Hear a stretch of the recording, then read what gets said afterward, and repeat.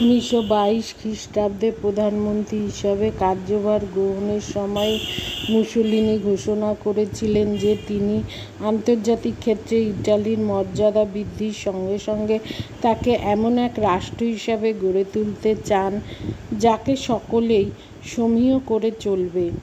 মুসোলিনির এই উদ্দেশ্যের পরিচয় পাওয়া গেছিল পরের বছরই, যখন তিনি সামান্য অজুহাতে গ্রিসের কাছ থেকে প্রভূত পরিমাণ অর্থ ক্ষতিপূরণ হিসাবে আদায় করেছিলেন। যাই হোক, মুসোলিনি আফ্রিকা মহাদেশে যে বিস্তার নীতি অনুসরণ করেছিলেন তার পেছনে অবশ্য ইটালির আন্তর্জাতিক মর্যাদা বৃদ্ধি ব্যতীত আরও কয়েকটি কারণ ছিল। আসলে তিনি আদোয়ার যুদ্ধ 1896 খ্রিস্টাব্দে, যেটা হয়েছিল ইথিওপিয়ার হাতে, ইটালির পরাজয়ের প্রতিশোধ নিতে চেয়েছিলেন, নতুনভাবে আবার ওই দেশের সঙ্গে সংঘর্ষ বাঁধিয়ে। তাছাড়া মুসোলিনি যে ফ্যাসিবাদী শাসনের গোড়াপত্তন করেছিলেন তাতে যুদ্ধবিগ্রহের মাধ্যমে সর্বদা একটা জঙ্গি ভাব বজায় রাখা ওই শাসনের খাতিরেই প্রয়োজন হয়ে পড়ে। আবার 1930-এর অর্থনৈতিক মন্দার ফলে ক্রমাগত যে বেকার সংখ্যা বৃদ্ধি পেয়েছিল, আগ্রাসী যুদ্ধের মাধ্যমে কিছু কর্মসংস্থানের ব্যবস্থা করা সম্ভব হয়েছিল। আফ্রিকাতে ইটালির সাম্রাজ্যবাদের সূচনা 1889 খ্রিস্টাব্দে সুয়েজ খাল খননের পর থেকেই। পরবর্তী 20 বছরের মধ্যে পূর্ব আফ্রিকার ইরিত্রিয়া ও অন্যান্য এলাকা ইটালির দখলে এসেছিল। তারপরে একসময় ভারত মহাসাগরে সোমালিল্যান্ডে ইটালির উপনিবেশ গড়ে উঠেছিল। পূর্ব আফ্রিকায় ইরিত্রিয়া এবং সোমালিল্যান্ডের মাঝখানে বহু পুরনো ইথিওপিয়া, যা আবিসিনিয়া নামে পরিচিত, রাজ্য অবস্থিত।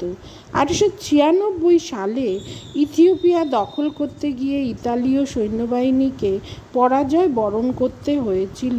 ওই বছরই আদোয়ার যুদ্ধে পরাজিত হবার পরে দীর্ঘদিন পর্যন্ত ইটালি আফ্রিকায় আর নতুনভাবে সাম্রাজ্যবাদী বিস্তার নীতি অনুসরণ করা থেকে বিরত ছিল। যাই হোক, এখন নতুন করে আবার মুসোলিনি আফ্রিকাতে যে বিস্তার নীতি অনুসরণ করেছিলেন সেই সূত্রেই ইথিওপিয়ার সঙ্গে তার সংঘর্ষ বেঁধে গিয়েছিল। 1935 খ্রিস্টাব্দে ইতালি ইথিওপিয়ার যুদ্ধের সূত্রপাত ঘটেছিল এক সীমান্ত সংঘর্ষকে কেন্দ্র করে। আগের বছর ডিসেম্বর মাসে ইতালীয় সৈন্যবাহিনীর সঙ্গে ইথিওপিয়ার নিরাপত্তা বাহিনীর এক সংঘর্ষ বাধে ওয়াল মরুদ্যানে। তারপরেই সমস্যা দেখা দিয়েছিল ওই মরুদ্যানের আধিপত্য নিয়ে, অর্থাৎ ইথিওপিয়ার সম্রাট হেইলি সেলাসি ওয়ালকে নিজ রাজ্যভুক্ত বলে দাবি করেন। অপরদিকে মুসোলিনি তাকে ইতালীয় উপনিবেশ বলে ঘোষণা করেন। বাস্তবে মুসোলিনি ওয়াল দখলও করে নিয়েছিলেন। ঠিক সেই সময় ইথিওপিয়ান সৈন্যদের হাতে 30 জনের মতো ইতালীয় সৈন্য নিহত হলে মুসোলিনি হেইলি সেলাসির কাছে নিঃশর্ত ক্ষমা দাবি করে বসেন। তাছাড়া ইথিওপিয়ার কাছ থেকে প্রচুর পরিমাণ অর্থ ক্ষতিপূরণ হিসাবে দাবি করতেও তিনি ছাড়েননি। ইতালির এই আগ্রাসনের বিরুদ্ধে ইথিওপিয়া লিগ অফ নেশনসের কাছে হস্তক্ষেপের প্রার্থনা করেছিল।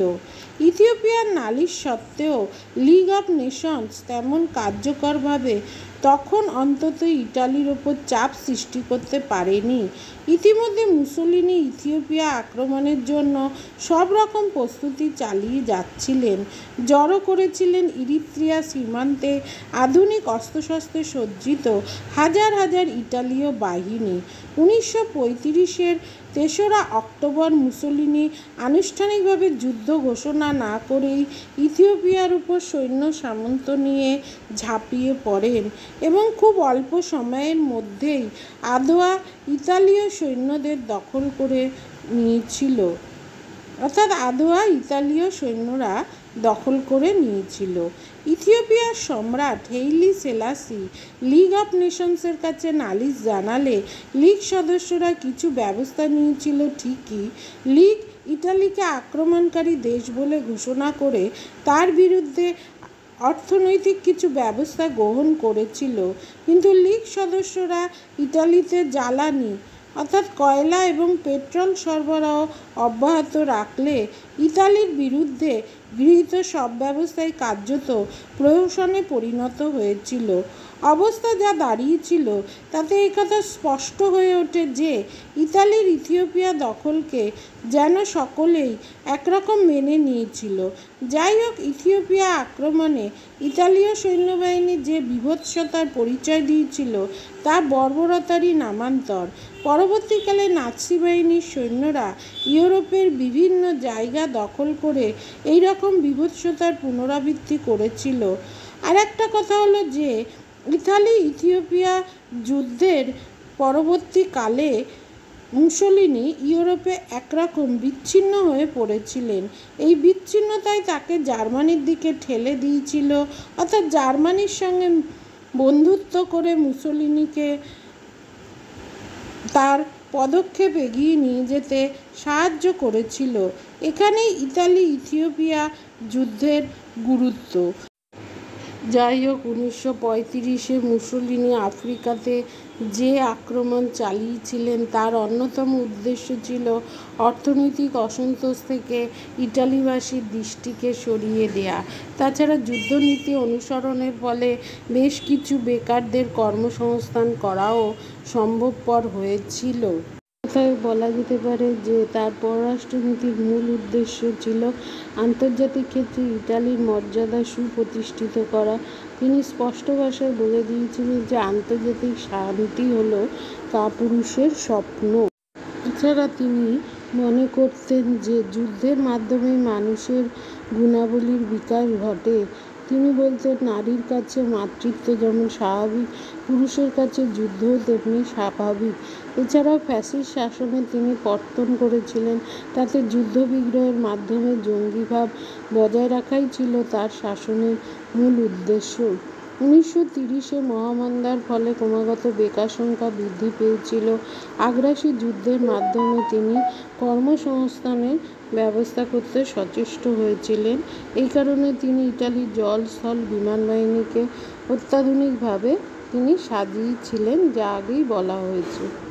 তার পররাষ্ট্রনীতির অপর আরেকটি দিক ছিল 1919 খ্রিস্টাব্দে প্যারিসের শান্তি চুক্তিতে ইটালিকে যেভাবে বঞ্চিত করা হয় তা তার পক্ষে মেনে নেওয়া সম্ভবপর ছিল না।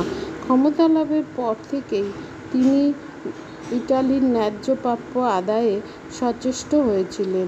1915 খ্রিস্টাব্দে লন্ডনের গোপন চুক্তি অনুসারে রোডস দ্বীপ ও ডোমিনিকান দ্বীপপুঞ্জ ইটালির পাওয়ার কথা ছিল, কিন্তু 1920 খ্রিস্টাব্দে ইটালি এবং গ্রিসের মধ্যে এক চুক্তি মারফত ইতালি এই স্থান দুটি গ্রিসকে ছেড়ে দিতে বাধ্য হয়।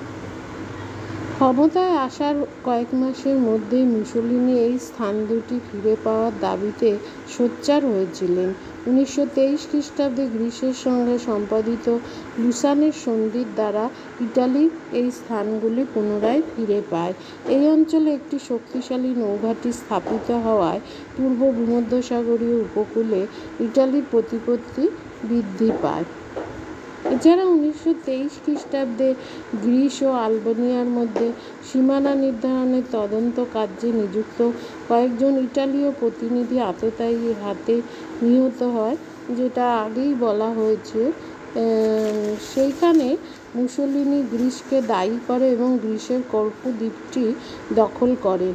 শেষ পর্যন্ত জাতিসংঘের মধ্যস্থতায় গ্রিস ইটালিকে প্রচুর পরিমাণে ক্ষতিপূরণ দিলে ইটালি সেই করফু দ্বীপটা গ্রিসকে ফিরিয়ে দেয়। এর ফলে ইটালিদের বাসীদের মধ্যে মুসোলিনির মর্যাদা বৃদ্ধি পায়। এছাড়া ইটালি ছিল একটা সংকীর্ণ উপদ্বীপ। এর একদিকে ভূমধ্যসাগর, অন্যদিকে অ্যাড্রিয়াটিক সাগর। ইতালি ও যুগোস্লাভিয়ার সম্পর্ক বিভিন্ন দিক ছিল।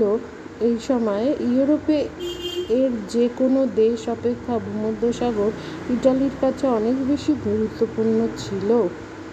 মধ্য ইউরোপীয় রাজ্যগুলি অপেক্ষা ভূমধ্যসাগরীয় রাজ্যগুলির সঙ্গে মৈত্রী স্থাপন করা ইটালির স্বার্থের জন্য জরুরি ছিল। ভূমধ্যসাগরের প্রবেশদ্বারগুলো শত্রুপক্ষের হাতে চলে গেলে ইটালির পক্ষে বহির্বিশ্বের সঙ্গে যোগাযোগ করা সম্ভব ছিল না। এইসব কারণে ইটালির উচ্চাশা পূরণের জন্য ভূমধ্যসাগর ও অ্যাড্রিয়াটিক সাগরের উপর ইটালির প্রাধান্য প্রতিষ্ঠা অপরিহার্য হয়ে পড়েছিল এবং 1815 খ্রিস্টাব্দে লন্ডনের গোপন চুক্তি অনুসারে অ্যাড্রিয়াটিক অঞ্চলে বেশ কিছু স্থান ইটালির প্রাপ্য ছিল। এইসব অঞ্চলের অধিকাংশ অধিবাসীরা ছিল কি তারা ইটালীয় ছিল না। সুতরাং আত্মনিয়ন্ত্রণ নীতি অনুসারে ইটালি এইসব স্থান থেকে বঞ্চিত হয় এবং অনেক স্থানই তখন যুগোস্লাভিয়ার সঙ্গে যুক্ত হয়ে যায়। 1920 খ্রিস্টাব্দে ইতালীয় ব্ল্যাক শার্টস বাহিনী যুগোস্লাভিয়াকে প্রদান করা ফিউম বন্দর দখল করে।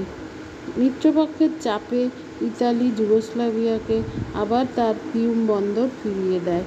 মুসোলিনি ক্ষমতায় এসে ফিউম বন্দর সহ অন্যান্য স্থানগুলি যুগোস্লাভিয়ার কাছে দাবি করতে থাকে। 1925 খ্রিস্টাব্দে নেটিউনো চুক্তির দ্বারা ফিউম বন্দর ইটালির অন্তর্ভুক্ত হয় এবং যুগোস্লাভিয়ার বিভিন্ন অঞ্চলে ইটালি বাণিজ্যের অধিকার লাভ করে।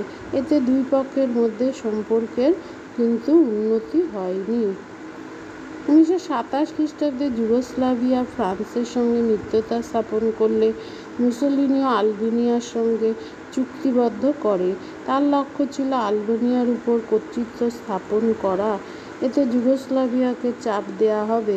ইটালিকে খুশি করার জন্য ইংল্যান্ড এবং ফ্রান্সের উদ্যোগে লীগ পরিষদ এই সিদ্ধান্ত নেয় যে আলবেনিয়া কোনো শত্রু দ্বারা আক্রান্ত হলে তার নিরাপত্তার দায়িত্ব নেবে ইটালি। এই সিদ্ধান্তের ফলে আলবেনিয়ার উপর ইটালির প্রভাব প্রতিপত্তি বৃদ্ধি পায়, যা যুগোস্লাভিয়াকে আতঙ্কিত করে তোলে।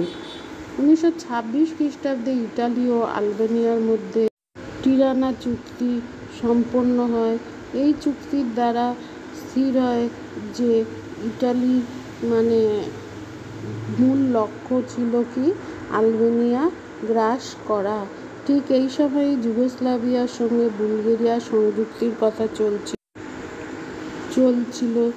বুলগেরিয়ার সংযুক্তি ব্যাপক যুগোস্লাভিয়া বিরোধী আন্দোলন শুরু হয় মুসোলিনির ইন্ধনে। এর ফলে সংযুক্তি বাতিল হয়ে যায়। এই সময় মুসোলিনি হাঙ্গেরির সাথে চুক্তির মাধ্যমে পারস্পরিক ও যুগোস্লাভিয়ার সমস্যা মিটিয়ে নিতে সচেষ্ট হয়। এইভাবে পূর্ব ইউরোপে ইটালির প্রভাব বৃদ্ধি পেতে থাকলে যুগোস্লাভিয়ায় ইটালি বিদ্বেষ বৃদ্ধি পায়। 1928 খ্রিস্টাব্দে যুগোস্লাভিয়ায় ব্যাপক ইটালি বিরোধী আন্দোলন শুরু হলে দুই দেশের মধ্যে সম্পর্কের অবনতি ঘটে। জার্মানিতে হিটলারের ইতিমধ্যে উত্থান ঘটলে যুগোস্লাভিয়া ইটালির সঙ্গে মিত্রতা স্থাপনে উদ্যোগী হয়, কিন্তু ইটালি এ সম্পর্কে কোনো আগ্রহ দেখায়নি। 1934 খ্রিস্টাব্দের অক্টোবর মাসে যুগোস্লাভিয়ার রাজা আলেকজান্ডার এবং ফরাসি পররাষ্ট্রমন্ত্রী বার্থো মাসাই বন্দরে আততায়ীর হাতে নিহত হলে ইতালি ও যুগোস্লাভিয়ার মধ্যে আবার সম্পর্কের অবনতি ঘটে। যুগোস্লাভিয়া এই হত্যাকাণ্ডের জন্য ইটালিকে দায়ী করে। দ্বিতীয় বিশ্বযুদ্ধ পর্যন্ত এই সম্পর্কটা তিক্ততা বজায় থাকে। প্রথম বিশ্বযুদ্ধের পরবর্তীকালে ফ্রান্সের সঙ্গে ইটালির সম্পর্ক তিক্ত হয়ে ওঠে। মুসোলিনি ও ফরাসি বিরোধিতার নীতি গ্রহণ করেন। তিনি প্যারিস শান্তি সম্মেলনে ইটালি ছিল বঞ্চিত রাষ্ট্র। তিনি ফ্রান্সের আপত্তিতে ইটালি বেশ কিছু স্থান টিউনিসিয়া, কোর্সিকা, স্যাভয়, নিস প্রভৃতি লাভে বঞ্চিত হয়েছিল। এর ফলে ইটালি ফ্রান্সের উপর প্রচণ্ড ক্ষুব্ধ ছিল। যুদ্ধের সময় ফ্রান্সের বহু লোক মারা যায়। এই কারণে ফরাসি সরকার পার্শ্ববর্তী দেশগুলোর নাগরিকদের স্থায়ীভাবে ফ্রান্সে বসবাসের আহ্বান জানায়।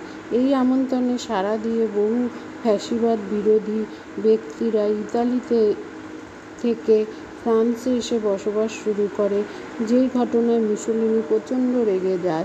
ভূমধ্যসাগরের আধিপত্য বিস্তারের ব্যাপারে ইটালির প্রধান প্রতিদ্বন্দ্বী ছিল ফ্রান্স। ফ্রান্স ইটালির বিরুদ্ধে যুগোস্লাভিয়াকে সাহায্য করত।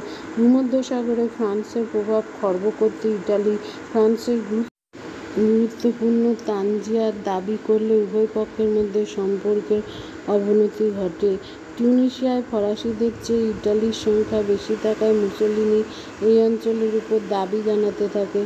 1922 থেকে 1923 খ্রিস্টাব্দ পর্যন্ত ইটালি ক্রমাগত শান্তি শর্তাবলীর পরিবর্তন দাবি জানাচ্ছিল। এর ফলে দুই দেশের সম্পর্ক তিক্ত হয়ে ওঠে। দক্ষিণ পূর্ব ইউরোপে প্রাধান্য বিস্তারের ব্যাপারে এই দুই দেশের মধ্যে তীব্র প্রতিদ্বন্দ্বিতা ছিল। এই কারণে প্রথম বিশ্বযুদ্ধের পর্বে ইটালি এবং ফ্রান্সের মধ্যে সম্পর্কের তিক্ততা সেই সময় বেড়েছিল। 1933 খ্রিস্টাব্দে হিটলারের উত্থান ঘটলে ইটালি এবং ফ্রান্স উভয়ই আতঙ্কিত হয়ে ওঠে এবং দুই পক্ষের মধ্যে সহযোগিতার সম্পর্ক গড়ে ওঠে। 1935 খ্রিস্টাব্দে ফ্রান্স ও ইটালি রোম চুক্তি, যা লাভাল-মুসোলিনি চুক্তি নামেও পরিচিত, সম্পাদনা করে নিজেদের মধ্যে উপনিবেশ সংক্রান্ত বিরোধিতাগুলো মিটিয়ে নেয়। স্থির হয় যে জার্মানি অস্ট্রিয়ার উপরে আক্রমণ করলে দুই চুক্তিকারী নিজেদের মধ্যে আলাপ আলোচনা করবে। টিউনিসিয়ায় ইতালীয়দের কিছু সুযোগ সুবিধা দেয়া হবে এবং ফ্রান্স তার আফ্রিকার উপনিবেশের কিছু অংশ ইটালিকে ছেড়ে দেবে। ফরাসি সোমালিল্যান্ড ও লিবিয়াতে ইটালি প্রায় 45,000 বর্গমাইল নতুন ভূমি লাভ করে। এই চুক্তি পরোক্ষভাবে ইটালি আবিসিনিয়া আক্রমণের পটভূমি তৈরি করে। আবিসিনিয়ার উপর ইটালির আক্রমণ হলে ফ্রান্সের উদ্যোগে জাতিসংঘ এই আক্রমণের নিন্দা করে এবং ইটালিকে আক্রমণকারী বলে ঘোষণা করে। হিটলার ইটালিকে সমর্থন করে। স্পেনের গৃহযুদ্ধ ইটালি ও জার্মানির জেনারেল ফ্রাঙ্কো যুগ্মভাবে সমর্থন জানান। ইটালি জার্মানি সম্পর্ক ঘনিষ্ঠতর হয়। 1937 খ্রিস্টাব্দে ইটালি জার্মানির সঙ্গে অক্ষশক্তি জোট গঠন করে এবং জাতিসংঘের সদস্যপদ ত্যাগ করে। দ্বিতীয় বিশ্বযুদ্ধের পূর্বে ইটালি ফ্রান্স বিচ্ছেদ সম্পূর্ণ হয়। এছাড়া স্পেনে সাম্যবাদ প্রসারিত হলে জেনারেল ফ্রাঙ্কো ও রাজতন্ত্রীদের মধ্যে গৃহযুদ্ধ শুরু হয়। এই সুযোগে মুসোলিনি প্রচুর সৈন্য ও অর্থ দিয়ে ফ্রাঙ্কোকে সাহায্য করেন। সবশেষে বলা যায় যে মুসোলিনির বৈদেশিক নীতির মধ্যে সাম্রাজ্যবাদের যে রূপ বা পরিস্থিতি ফুটে উঠেছিল তা বিশ্বকে উত্তপ্ত করে তুলেছিল, যার জন্য পরবর্তী একটা যুদ্ধের জন্ম নিয়েছিল, যা ছিল দ্বিতীয় বিশ্বযুদ্ধ, এবং পরবর্তী বিশ্বকে তছনছ করে দিয়েছিল।